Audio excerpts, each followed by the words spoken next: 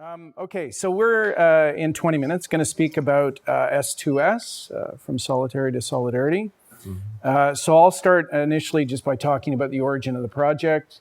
The origin of the project was me watching the CBC Fifth Estate documentation about Ashley Smith that Hannah Gartner did and won an award for doing because it's great investigative journalism about Ashley. And I was really affected by that for a couple of reasons. It was the summer of 2011, and I have a couple of teenage sons, and one of my sons was arrested that summer for doing graffiti, for doing public art. And so I'd had an experience of a teenager in the correctional system. And also it was just a tricky summer in terms of being a parent. And I was looking at this kid on the camera, on the videos, responding to authority in the worst possible way, and then authority responding to her in equally or even worse ways. And I just thought about that relationship, and that stuck with me. And over the time of teaching at the University of Waterloo for about almost 12 years, I guess I've experienced a number of students who are coping with mental health issues. And it struck me as a project that would have some traction for that reason. And I also was just thinking about the comparison between prisons and universities. I've thought a little bit about that kind of comparison in previous work. So institutions, if you like. So those are the three things that were resonating for me around Ashley Smith. And I knew because Hannah Gartner had done a very good documentation of her story, I wanted to approach the story in a slightly different way. And Melanie Bennett, who's a graduate of our program, I know does work in autoethnographic performance and writing. And that struck me as an interesting way of approaching Ashley Smith. So autoethnography allowed us to think about who we were in our institutional context and approach Ashley Smith in her institutional context. And I thought Melanie would be a good collaborator for the project. And so, from there I was able to develop the work in the fall term. There was a dramaturgy class where we did research that sort of reaffirmed my thinking that it's an important issue because every single student in the class of 28 had a personal connection to mental health. That surprised me. I had no idea it would be that common an issue in the lives of my students, but it was unanimous. And but tricky. At that point, I think I was also worried about how to handle the issue properly. I ended up deciding that a devising class would be a good approach. Devising is a way of creating theater where we're working with resources, not necessarily a play text, to develop performance. And that's what we did last fall. And we were devising material that was based on autoethnographic focus. So we were thinking about where people were from, how they defined themselves, how they defined their education, how they defined themselves within the institution of the University of Waterloo. And from there, we were able to make the leap to thinking about devising a relationship with Ashley Smith. And so those projects went very, very well. And we were able to get a lot of great ideas for the show that happened in the winter. I really appreciate having that term to percolate and work collaboratively. And it really was a project of collaboration insofar as collaboration in my mind is about working with other people creatively, but also acknowledging differences and certainly different positionalities in relationship to what we're working on. And so the devising as a multi-authored form of creating theater worked well with that perspective. And then once the students had created interesting bodies of work, I was then able to work with Paul and Melanie Moore and Gil and Sharon and some of the other collaborators that came in and created an environment for us to perform. Mm-hmm. So maybe we'll... Yeah, most of the documentation that we know of Ashley Smith is all through video documentation. Mm-hmm. So technology features as a huge component, not only in her story, but also in terms of how we approach the design of the piece itself. It also, the technology and the interaction of technology with how we understand her life, it also asks us interesting questions about truth and about understanding and about the face of who Ashley Smith was. So that investigation was an ongoing process as we also tried to incorporate more technology. Particularly, I'm going to speak to the video and lighting design of the production. The concept initially, or how we conceived of it, it was to really embrace the contrast between confined institutional spaces and the beauty of the natural environment. Those are two major components at play and in conflict throughout her life and throughout the concept's design. Water itself, for us, becomes the medial image. It's one that's strongly rooted in the text that Melanie created, as well as the text of the students. But it also has a very large significance in terms of Ashley Smith's life. And particularly, it's an element that if you're deprived of, it has significant impacts, of course. So water features quite substantially. For those of you who don't know about Ashley Smith more specifically, I mean, in a nutshell, she was in solitary confinement for a significant amount of time. She was particularly ended her last days here at the Grand River Institute for Women, next to that beautiful river, the Grand River. She was 19 years old at the time, and she used a piece of cloth from her gown to ultimately strangle herself. So her youth, paralleled with the youthfulness of the students in this production, these were also very important intersections to explore in the design. Yeah, and maybe another additional point about nature or natural elements is all of the institutions that Ashley spent time in, and she was moved quite a bit within the span of her last year of her life. She was moved 17 times, and she was moved to 9 institutions. All of them are in natural, like beautiful natural settings, like the Grand Valley Institute down on Homer Watson. It's right on the Grand River, right beside the Dune Heritage Museum, the sort of bucolic pioneer village of the community. And so that struck us as a kind of a pronounced irony, paradox, because all the other institutions are in similar settings. And some of the research that we were doing on solitary and the effects of solitary confinement on the body have to do with deprivation and the idea that your senses start to change radically when you're kept away from natural stimulus. Yeah. So the design concept or the design question that guides this process, for me specifically and for us, was how light can produce beauty from injustice. So I'll return to this a little bit later, but light, for me, it's important to clarify, it really is an interplay of different light sources. So that can be static or non-static. I mention that because we have quite a big segregation in terms of departmental discipline in theater. And it's just important to conceive of light, for me, as projection-based or conventional luminary-based. It's a multiplicity, it's light. Although, that's the comment. In execution, particularly, their technical specificity is very different, but they have a unity. For those of you who are interested in a more technical execution, you can watch this, but I have included a video systems diagram. I'll briefly touch upon it now. I think the only things that you might want to note are the 4 projectors at play that are being used, and then the 2 show control systems that are kind of talking back and forth to one another.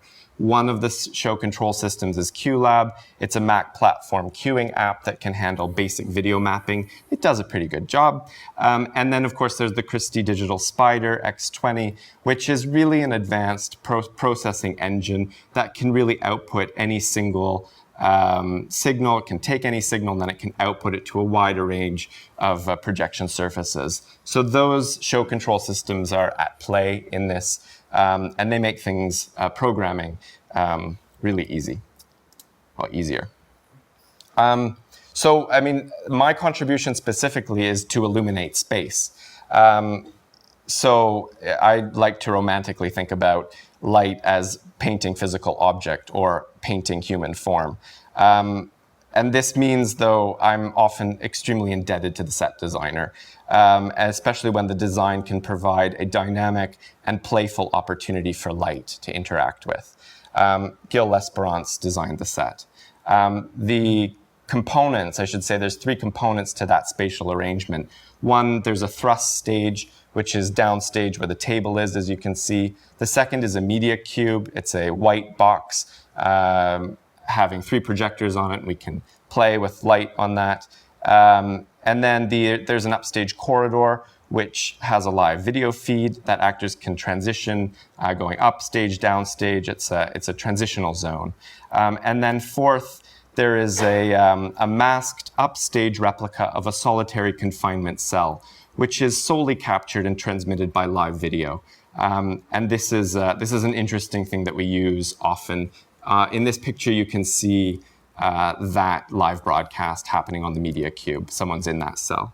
And part of this design came about through discussions with Gil and Paul and Melanie, talking about how the way we know Ashley is just through video, as Paul's mentioned, sort of a peculiar way to know someone, and that the Theatre of the Arts has this thrust, proscenium arch combination that, in my mind, in terms of directing, the downstage really is, for me, a space of face-to-face live interaction with human beings.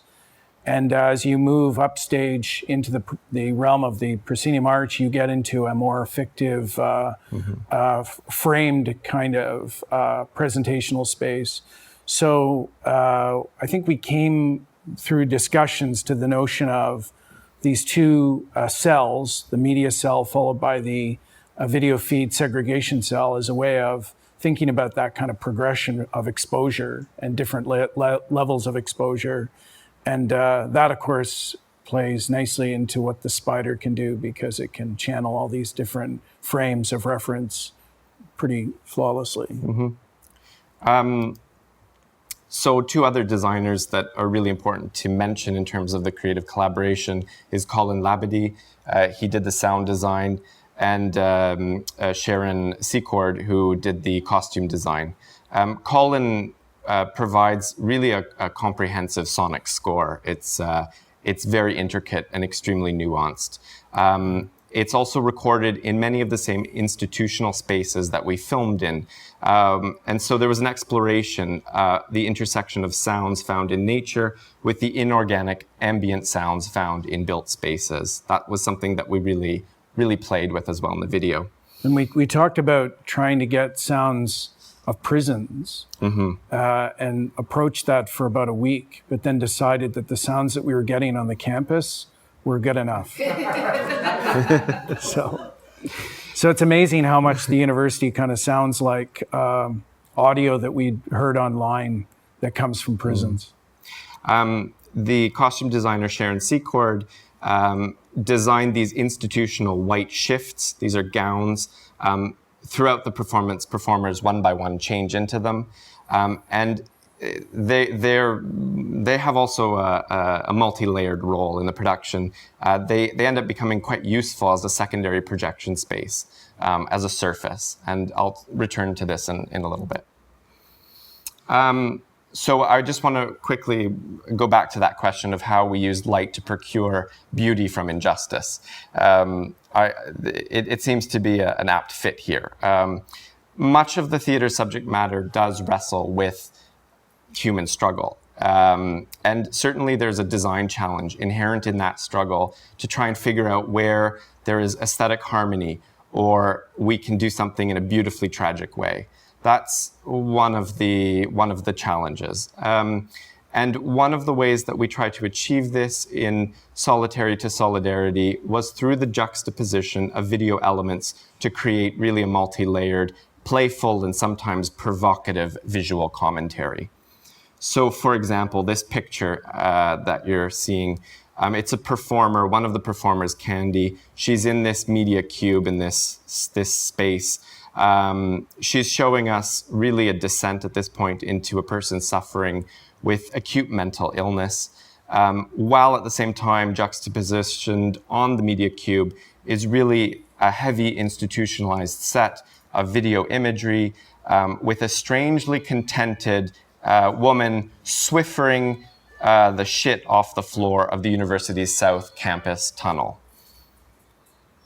This tunnel then kind of returns back to us again a little bit later on, and it's projected upstage while the performers hum Amazing Grace. Filmed in this sort of forward direction, the video reveals the disorienting corkscrew-like design intended by the tunnel's painter. The effect isn't really visible to the naked eye as you walk down that tunnel, but with a cinematic lens and a treatment, there's a really unexpected playfulness that comes about. And it's quite striking because it's quite disorienting as well, especially if you run down the tunnel. Here's another quick example of this careful interplay, this juxtaposition of imagery. Again, from the same scene that we saw previously, the performer is now fully transformed into the marginalized patient convict role, while overlaid on the media cube, we have a childhood image, a girl herself lip syncing to a Shania Twain song while her younger brother tries to wiggle his way into the shot. So it's quite, we're doing two things at the same time. There's also a particularly fantastical physical staging to the performance. Andy's direction provides a choreography for the performers. And this sort of physical landscape, this excellently choreographed show is also really fascinating to light and to project onto. So there's also a component of that at play. Without the actors and without the text, there's really nothing to light or design, quite frankly. So there are a lot of moments within that staging, particularly the fun, youthful staging that Andy's created, where we're trying to elicit something other than just the tragedy of Ashley Smith's life. There is a feeling of great childhood nostalgia, for example, particularly when we delve into the autoethnographies of each individual student talking about their past. We use their video, we use their childhood photographs. So there's a play going on. And we do really actively present moments of pure family drama, actually. And we try and key into those moments through design. And we also want to make the commentary a parallel with Smith, what she was like, that she was once youthfully beautiful and pure, and as well stupid. So the staging is just really wonderfully humanizing, and that allows us to get more interesting layers of design. To quickly now return back to this parallel between universities and prisons, it really is a complete inevitable parallel. We sought actively out really engaging spaces. Andy had already done a lot of that research previously, so I was sort of guided there on campus to really the most confining spaces, the tunnels, the corridors, the mop closets. And with the students, then we composed a set of connected imagery that we then could use actively for design and for video. So for example, this video that's now on the Media Cube, it's shot in the overpass to parking lot A with one of the performers, Mar, who's performing an interpretive dance. It should be mentioned that it was -20 when she did it, and she did it barefoot. Then I guess, well, actually, I don't know if you want to mention anything about space particularly or institutional. Well, I've worked in a few universities, and some of the universities that I worked in the UK are all designed by the same architects that design prisons. So I think there are, as Paul said, sort of inevitable parallels. But it was also the work that the students did in the fall where they were reflecting on their relationship to the institution, the sort of tangible but also textual sort of relationships that they have with this space, the power differentials, their experiences of this place. And power here is maybe less about the relationship they have maybe with the institution through instructors and so on, I think they're usually reading power as a difference between their discipline and engineering or math, computer science. So so it was interesting to see how these different environments reflect things that they were feeling. Coming back now to Sharon Secourt's contribution as costume designer and that secondary space or that other space, the gowns did provide an interesting opportunity to project onto. Towards the end of the show, once all the performers have then made their transformation into these institutional gowns, and these gowns are actually very similarly designed to the Corrections Canada institution gowns that are used. They become very much dispossessed of privacy. They're watched 24 hours a day. And so we wanted to, highlight that through imagery. This is one reason for the eye, the theme of eyes that then comes into play on the bodies of the performers themselves, projected onto the cube, and there's a surveillance quality, a watching quality that's at play. We also wanted to make the commentary at that point too, in a way of Smith being watched, that she's being suffocated, that she's suffocating herself under the watchful gaze of the guards that are there present, recording her, videotaping her. And then the millions of eyes that then subsequently watch that video in digital cyberspace. One big challenge, a huge question, is the treatment of ethically charged video. So her death was a huge question mark for us, and how to treat that, especially because it's scripted to present the footage. And so we did have to walk a very careful line. And at that moment, I think we chose to distort some of that imagery tremendously and only show certain segments of it. We particularly show in detail the restraint when she's being gaff taped down to the seat in the airplane as she's being air transferred to another institution. But the section with where her death is being textualized, we really strayed from the original video. We shot a clip of it, where we showed a clip of it, and then we just thought we need to just let it rest. We did, though, because the show is really an exploration of her life, we wanted to explore her presence in detail. So we often chose to ghost her in through archival footage. We ghosted her in the surveillance footage when she's imprisoned. And we wanted to ghost that in under other imagery that was going on the media cube. So in many ways, her haunting presence was really present throughout the show. Yeah, and the technology really helped us do that. Mm-hmm. Layer it. Yeah. And I think, that's... I think we're probably done. That's really we're out of time. That's what we wanted to say. Okay, thank you.